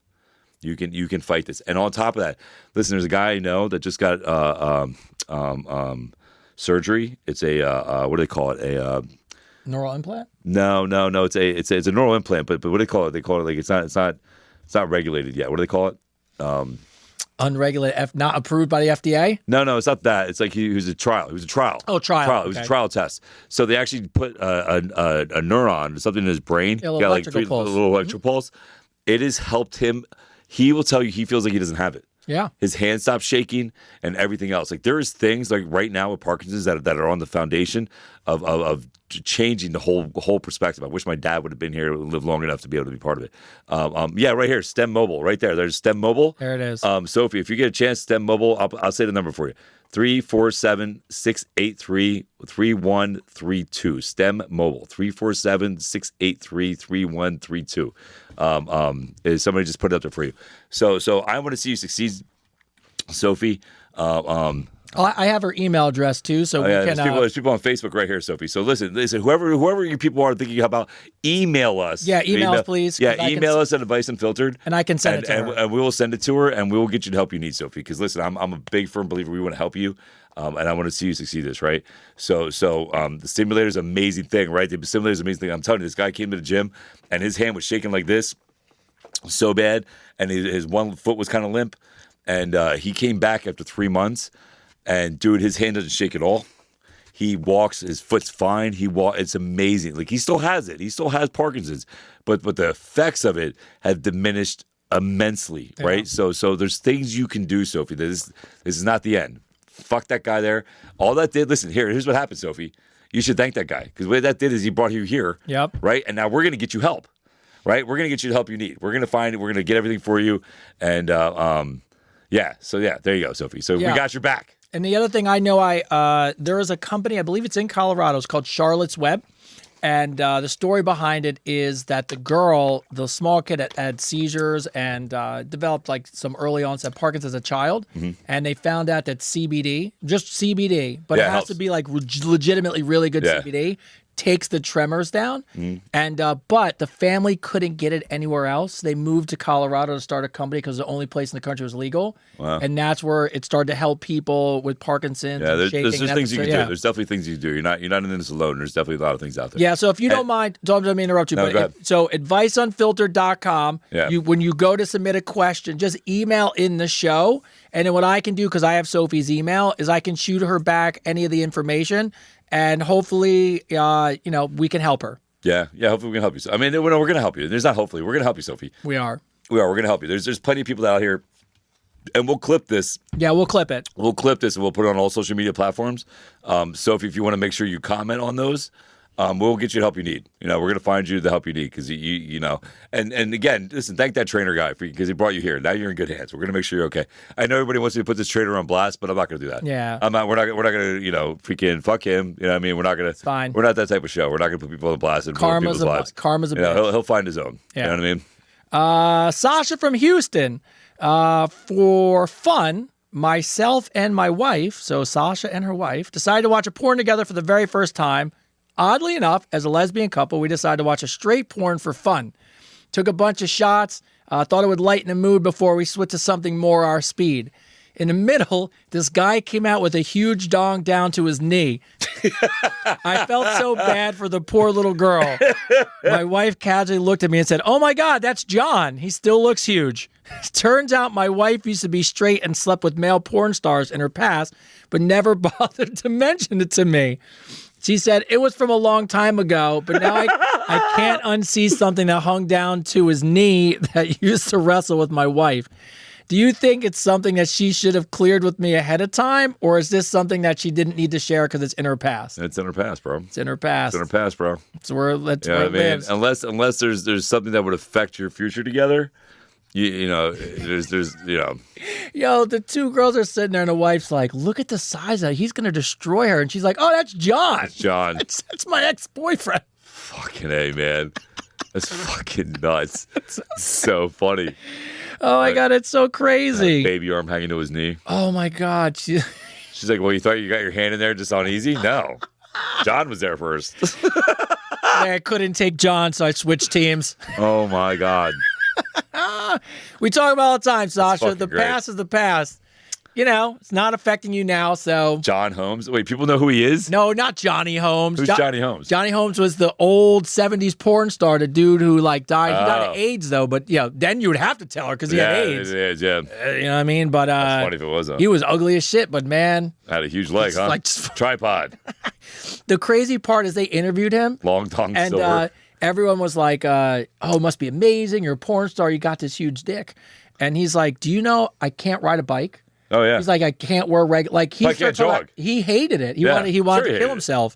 Yeah. I think. Yeah. Well, anyways, but so it's your past, but I don't know. Maybe. Fuck the baby arm. The fuck the baby. Fuck that baby arm. That's why she switched teams. I'm telling you. That's why she switched teams. She was like, "That's too big." Yes. Lily from Orlando. Me and my husband were scrolling through our phones in bed as usual. He leaned over to show me a funny reel on Instagram. His whole feed, though, was girls with great bodies and pretty much all asses. He didn't give it much thought, but it bothers me because that's his algorithm. Is it fair to be bothered by someone's search history or their algorithm on social media? Yeah, I mean, did you ever see there's these guys that made it's a meme. It always goes around. It's a little clip from a show, and the three guys are at dinner with their three wives. no, and yeah, they're the like, guys for throw their fun- phones, and they throw their phones. Man, they throw their fucking phones. Yeah. He's like, this is going to ruin the Nah, night. here's the thing, man. Listen, if you wanna fuck up your relationship, then go through somebody's search history. Oh, yeah. Like, Like you're gonna get. Listen, there's just some things you just don't need to know about your partner. yeah. Like, I mean, like there is a like I part. don't need to know everything. No, you should never want to know everything. No, it's too much. I think there has to be a little balance where you have a little piece of you that's yours. So, Myrtle Jade, what's up, Myrtle? all right. Marty. Monica from California. My date's idea of foreplay. I went on a date. His idea of foreplay was doing magic tricks. He pulled a condom out of his hat and said, "Is this your card?" Out of his hat. Out of his hat. I guess he wore a hat on a date. Do you guys all have cheesy sex lines like that? I've never No. pulled a magic trick condom out of a hat and been like, "Hey, is this for you tonight?" That's so corny. I would have So laughed. terrible. You got You can turn around and walk away at that point. sometimes you have Could to. at least pulled out a fucking rabbit or something Yeah, like that's with a condom. With a That'd been hat. funny. That would have been funny. We Bro. would have pulled out a rabbit holding the condom. Like, you got one of these? by the way, That'd be also, funny. also talented on a date. Marty's mad at me for not saying her name right. I know. Listen, it's hard to read this fucking thing. Yeah, things are moving quick. We can't, you know what I mean? Anna S. Actually, Anna, I think she was the very last question that came in as I was finishing up today. So kudos to you, Anna. Hey, Tony and Chris, you guys are hilarious. I started listening to you, and now now I listen to you guys instead of music when I drive. Yeah, way to go, Anna.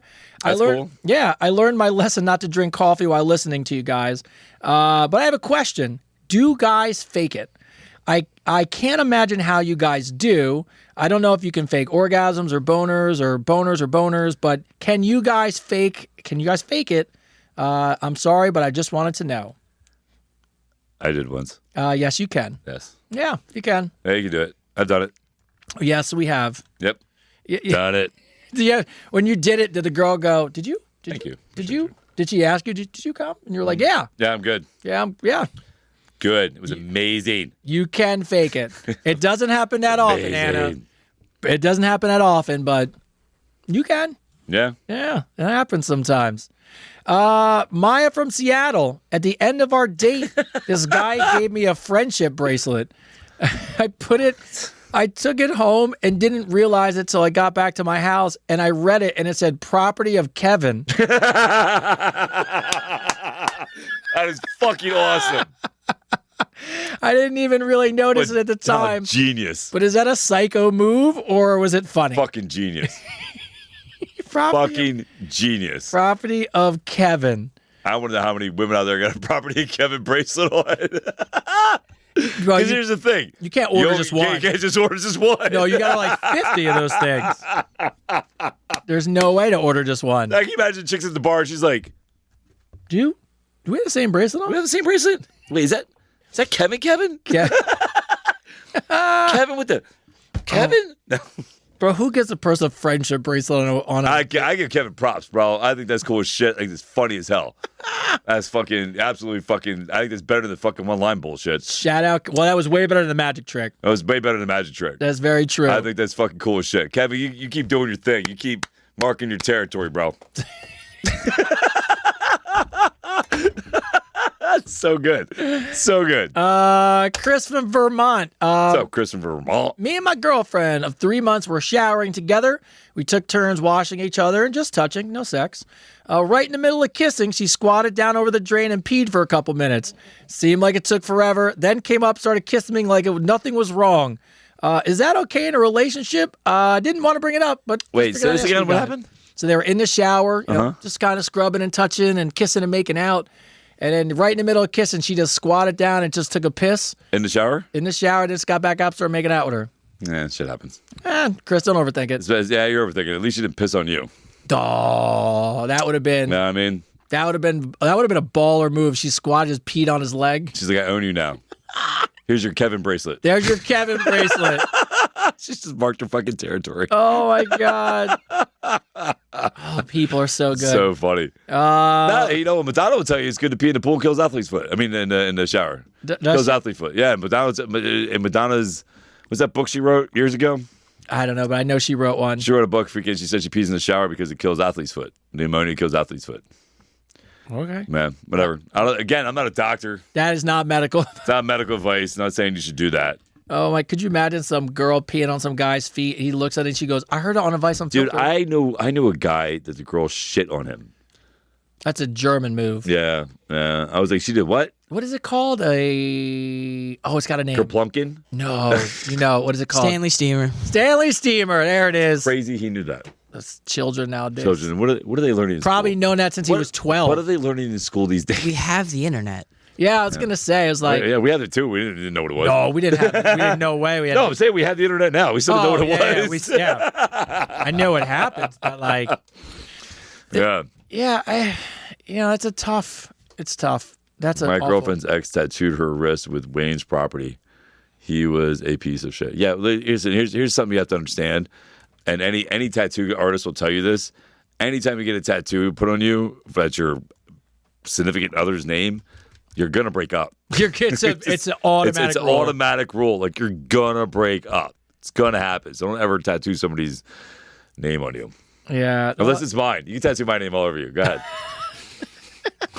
Fucking tattoo that shit right on your Chris. Right fucking on your forehead. There was a guy. There was a radio show. It was on the other day, and they said they'll give a guy $500,000. A first person to tattoo the radio station name on their head, they would give $500,000 Yeah, to. fuck no, dude. Guy did it. Of course he did. And called in. They wouldn't give him the money. Took him to court. Wow. Well, that's like that guy that bet that if he lost the bet, he'd get tits. Oh, and he went and got tits. They paid him to get tits, and he went and got tits. Yeah. That's why I don't bet people. Oh my God, that's like I can't even write. Shannon from Kansas. Hello from Shannon. Shannon's a regular, by the way. What's up, Shannon? Shannon is the Oh yeah, the doll makers. Yeah, Shannon, we have your books. By the way, I know you watch. We are sending them back to you. I got your note, so it's just taking us a hot minute. I apologize, but we do love our little guys. Fucking hot mess. So, hello from Kansas. I have a significant amount of weight to lose. How often should she adjust her macros and calorie intake? Do you? And yes, we will be getting journals in the Shopify store, just so you know. But how often do you have when someone's running a program with you or you're with them? Do you stop and kind of readjust what their calorie intake is, or do you? So I don't do that specifically with my clients. I don't freaking because I think I got a good trainer question for you on this note. Just I didn't mean to interrupt you, but So when people pay for you to be a trainer, do you find that people want the workouts, or do you find that they kind of want a comprehensive end of diet? Like how does it work? So for I you? do it all, right? So I do everything, right? So I when I have a client, I set them up with me for the training, and then we at the gym we're at, we have nutritionalists, right? I'm also a nutrition guy, but I hate writing diets. It's not really my thing. It's not something I enjoy. But we have a nutritional person I set them up with. But I start them off. I tell everybody to start off with the basics, right?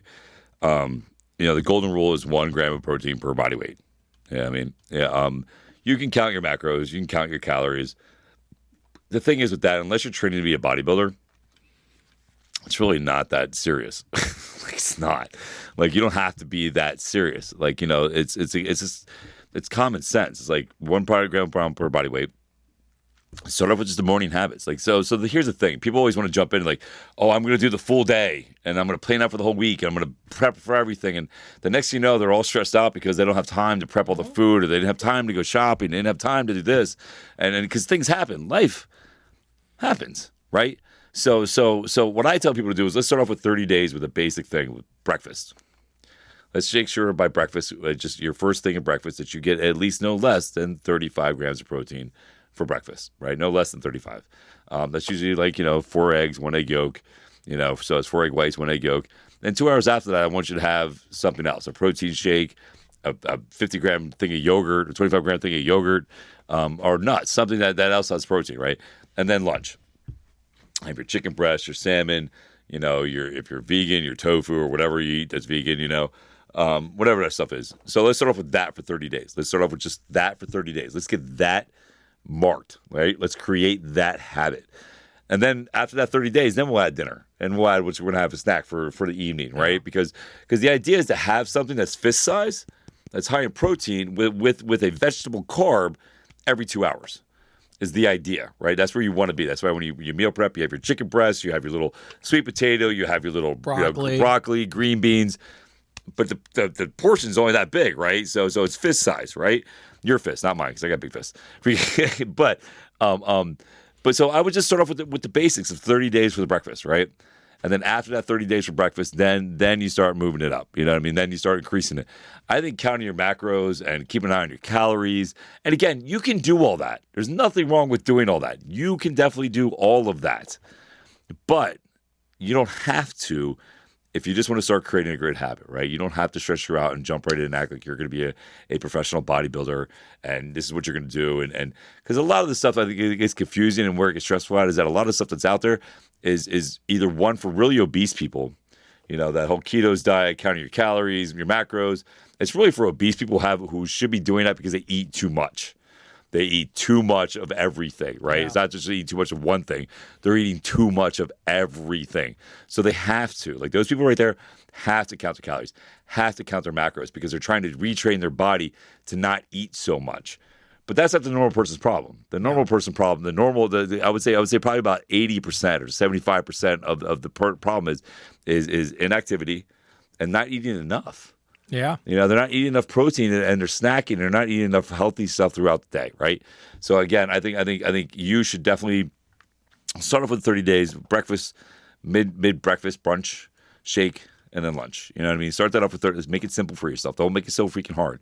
You know, it gets too much. It gets too stressful. And then you set yourself up for failure. Because then when it gets hard, you're like, fuck it, I didn't do it this week. Oh, fuck, I didn't do it next week. And the next thing you know, you're a month in and you're like, fuck, why am I going to do it at all? Yep. You know what I mean? So yeah.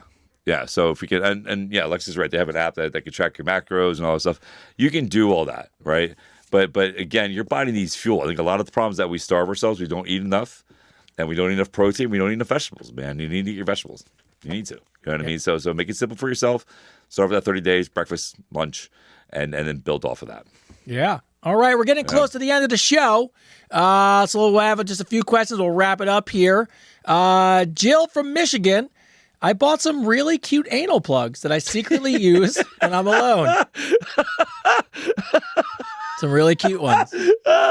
What is a cute anal plug? I want to know. What is it cute? It's is it butterflies? It's a really cute one. Really cute anal plug. My husband is very prude. I love him to death, so instead of just searching for pleasure outside of a relationship, I just have my own little secret stash of toys. Great. I came home the other day, though, and he was using one of the small ones as a wine bottle stopper.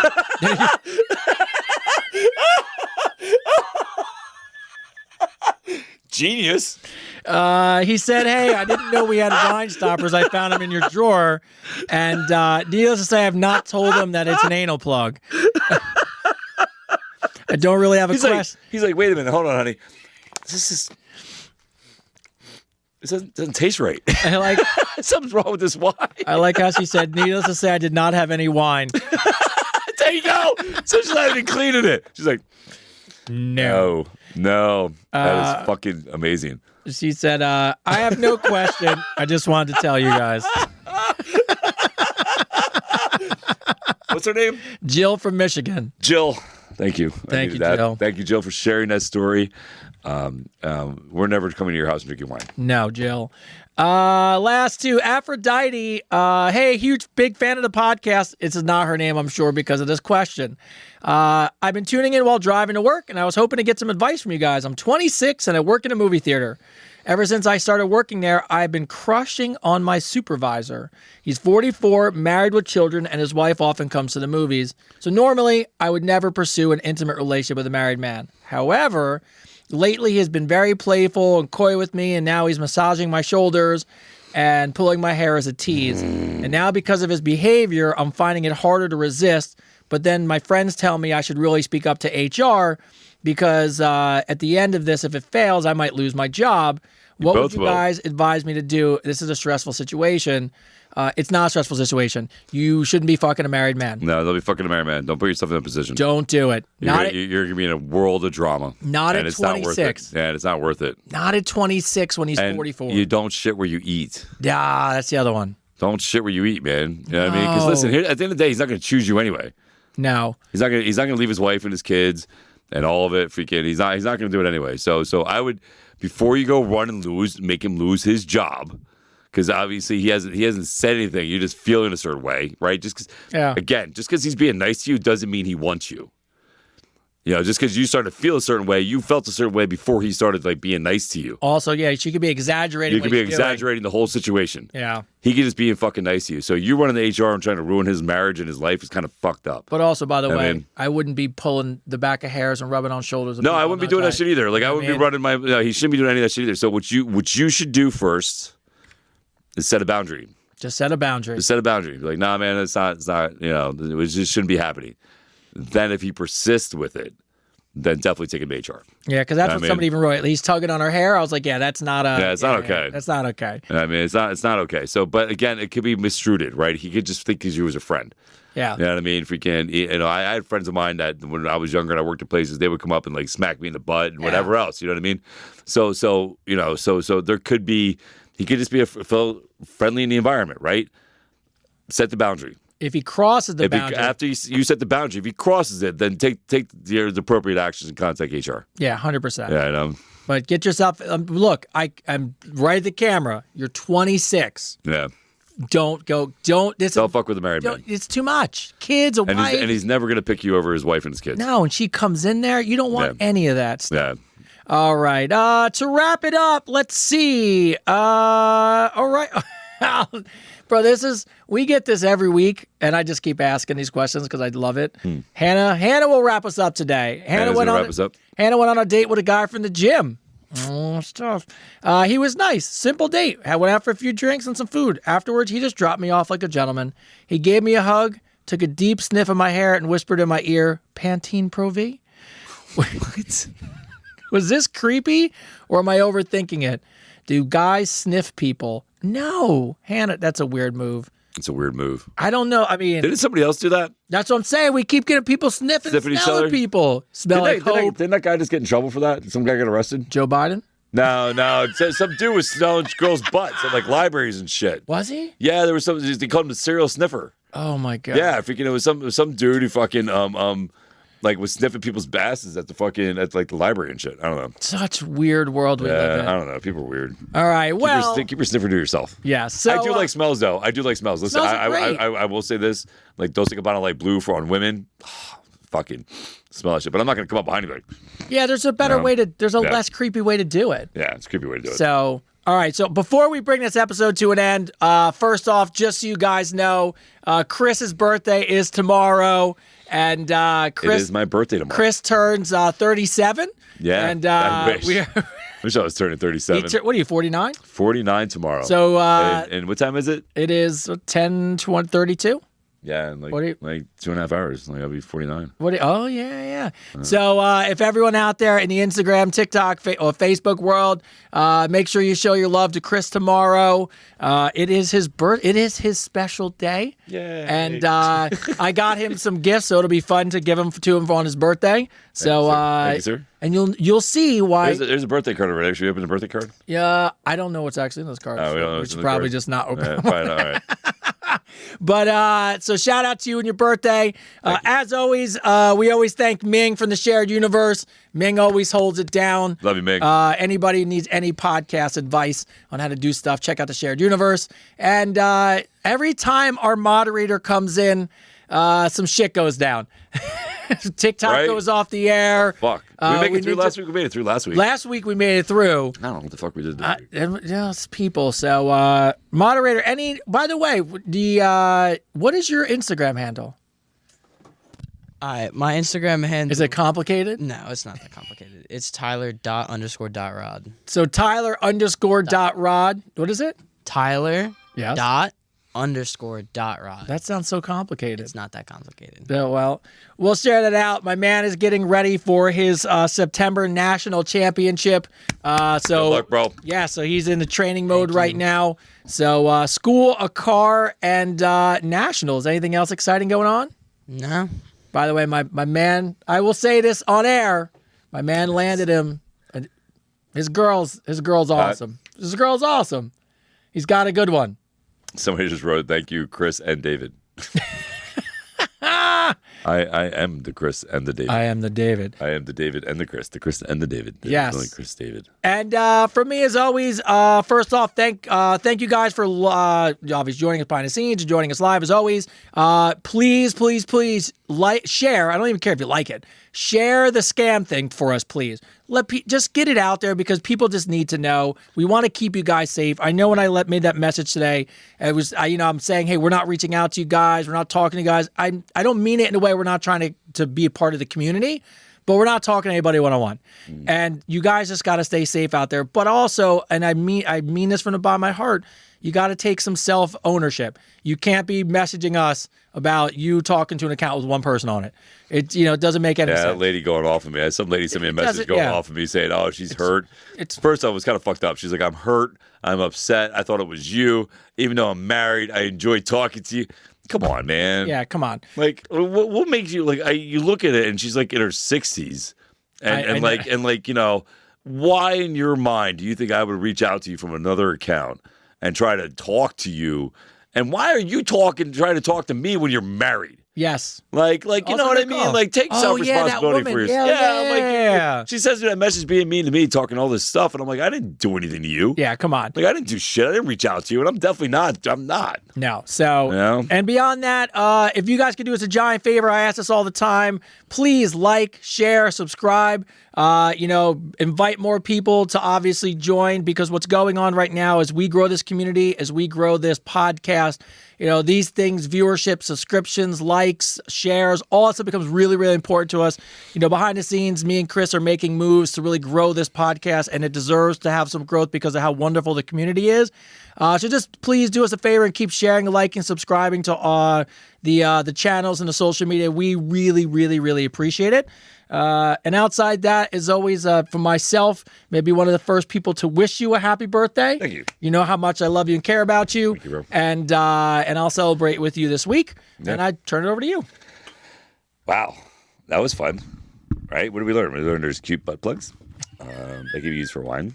Let's see, what else did we learn? We learned that what was that guy? What did that guy do? Carlos? Oh, Carlos, the parrot. Yeah, Carlos needs to go back and talk to the parrot. We need an update on the parrot, Carlos. Oh my gosh, that'd be the best update ever. That was amazing. Like, that was an amazing story. And so we learned a lot tonight. As always, it's it's freaking always educational, always entertaining, and always a pleasure, to be here with you guys. I don't know what happened on TikTok. Freaking, I'm not really worried about it. My more focus is more on Instagram anyway right now, and Facebook and everything happening. I want to personally say thank you to everybody out there. Things are happening in my life. Like, I literally have 4 different programs that are reaching out to me and be on shows. This podcast is taking off. Every week, it's just slowly, everything changes in our lives and moves forward. And honest to God, that would not be without all of you. So thank you very, very much for the bottom of my heart, and Tony's too. That we really do appreciate all the love and respect that we get from you guys. I mean, it's episode 30. Like, who would have thought we'd be here as we getting as far as we are? But again, thank you from the bottom of my heart, man. And as always, we believe in you. We believe in the best in you. And my new fucking favorite phrase: listen, if you want a better world, people, be a better person.